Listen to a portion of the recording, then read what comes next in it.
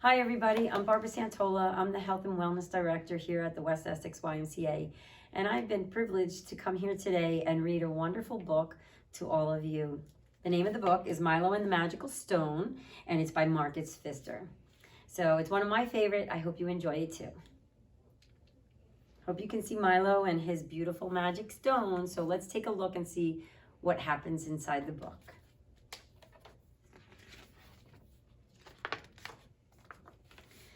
In the middle of the sea, there was an island, and on this island lived Milo and the other cliff mice.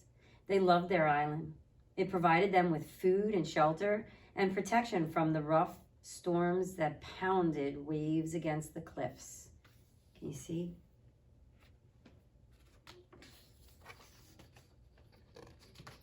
During the summer, Milo and his friends worked hard gathering food.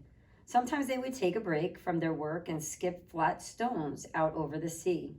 In the evenings, the mice would stretch out on the cliffs that had been warmed by the sun and watch the stars in the night sky. If it was warm enough, they would spend the entire night outside, telling stories and enjoying the mild summer air.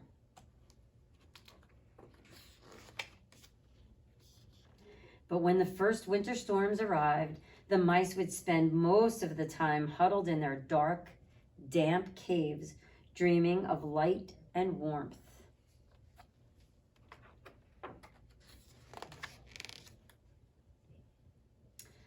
After one of these storms, Milo crept out of his cave looking for food. He poked his nose curiously into every crevice. Then, in a particularly deep crevice, he saw something extraordinary. A strange glowing stone. Using a long stick, carefully pried it out and carried it back to his cave. Do you see the long stick and the stone? Milo was amazed to see that the darker it got, the more brightly the stone glowed. And not only did it provide light, it also gave off a comforting warmth. Happily, Milo curled up in the corner of his cave with this treasure, but he was not able to for long because the bright light soon attracted the other mice.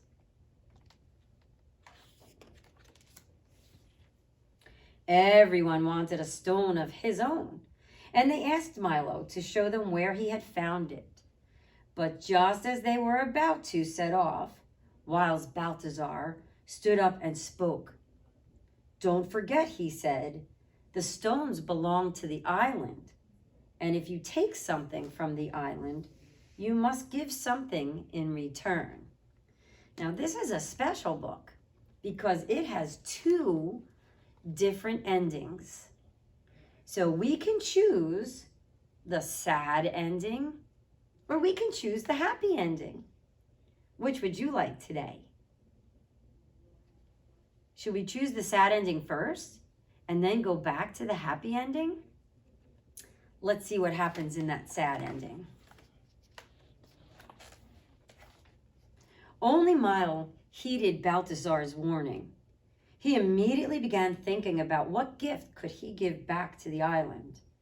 But the other mice hurried off to find the glowing stones. They squeezed in tunnels and started digging wildly. Using sharp rocks, they chipped away at the walls of the tunnel. They tossed the smaller stones aside. They only wanted the bigger ones.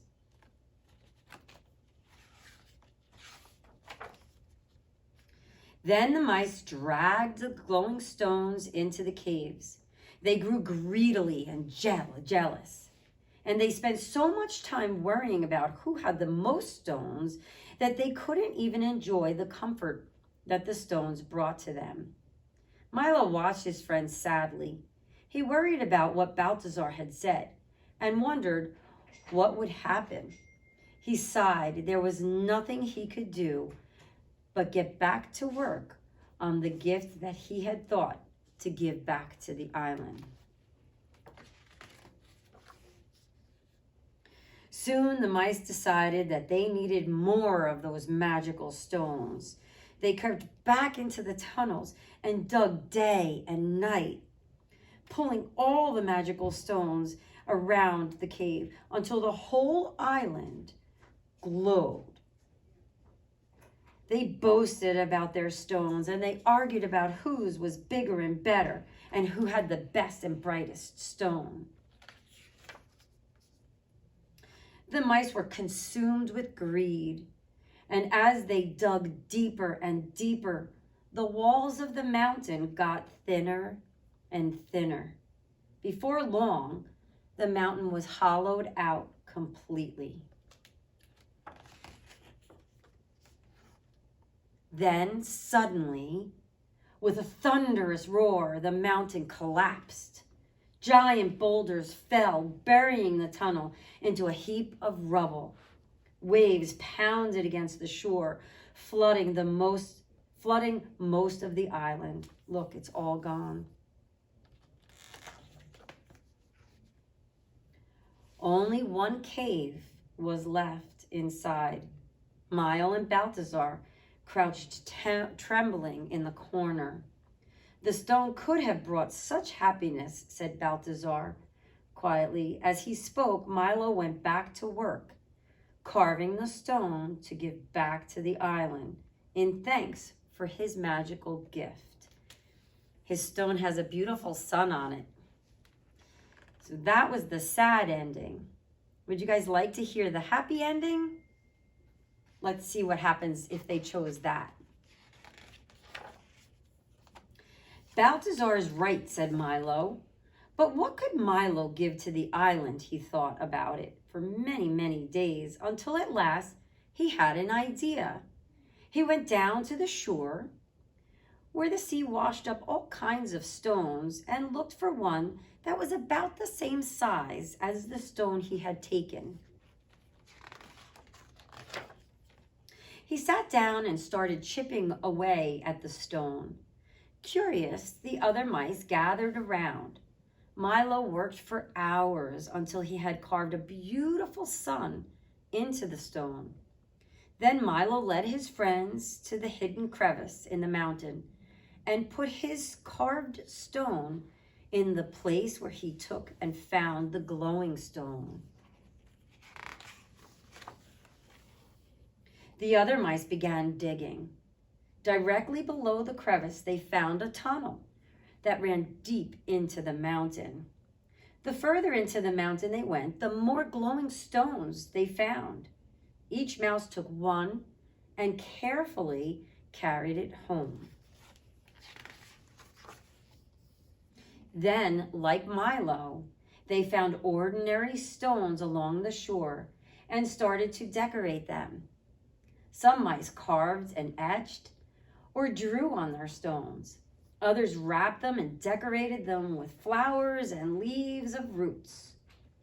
They created beautiful works of art and then carried them deep into the mountain and placed their gift where they had found the glowing stones.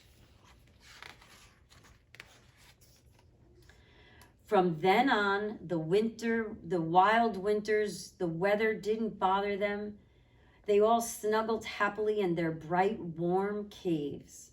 Often they got together and told stories, just like they did in the summertime. These gatherings made the long, cold nights seem shorter and winter less damp and dark. Every year, the mice celebrate the beginning of winter. They met in Balthazar's cave and danced and sang. When it got dark, they took their magical stones on a parade along the cliff as a special tribute to their beloved island. I like the happy ending the best. I hope you enjoyed my book, everybody.